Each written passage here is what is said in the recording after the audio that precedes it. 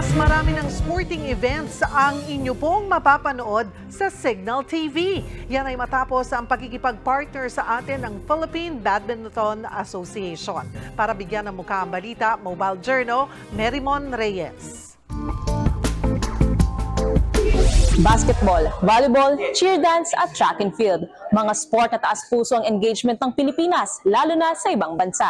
Pero heto ang chika, pati ang sport na badminton, plano nang i-rise up pa to the challenge. Kahapon, naganap na ang Philippine Badminton Open and Partnership Announcement sa pagitan ng Philippine Badminton Association o PBAD, sports gear brand Mizuno, MWell, Puso Pilipinas, Smart Sports, pati ang Media Quest Ventures at Signal. Dito inilunsad ng PBAD ang pangalawang Badminton Open Tournament na gaganapin ngayong June 5 hanggang June 11. Ang target daw kasi, gawing sikat na sport sa bansa ang badminton at makapag-produce pa ng mga Olympiads by 2028. We're focusing on a lot of different aspects of the sport, one of which is the development of our coaches and officials. So we have been going around the country. Another thing is international exposure and competition for our players. We actually have a program that covers the entire country already, looking for those players that really has potential from Mindanao, from Visayas. Mas hinihikayat pang sumali ang mga ages 8 years old and above. Kasama na raw nagagabay sa kanila ang mga current at pursuing badminton coaches. Ipinakilala rin ulit ang national ranking system na pwedeng makita online para sa assessment at evaluation ng performance ng local athletes. At ang open ranking system para naman sa mga clubs o LGU na gustong bumuo ng kani-kanilang tournaments. Pangako ng Signal TV, katuwang ang Smart Sports,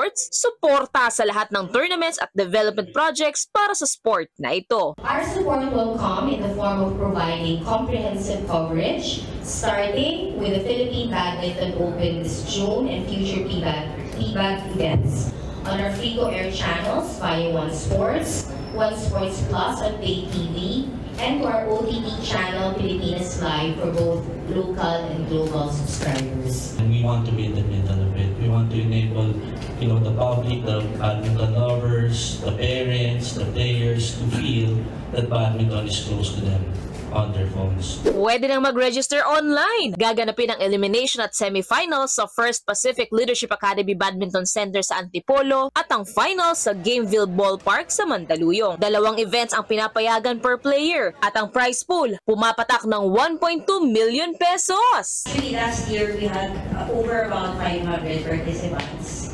And we are targeting more participants. We've already sent invites to universities and colleges in Luzon. As targeted, we will be aspiring for more Visayas and Mindanao participants. Try badminton, anything can happen, and to just believe in your abilities and your skills, and that you can do great things in life as well.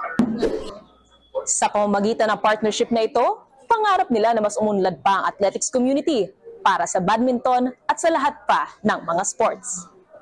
Mobile Journal, Merimon Reyes po, hatid ang muka ng balita.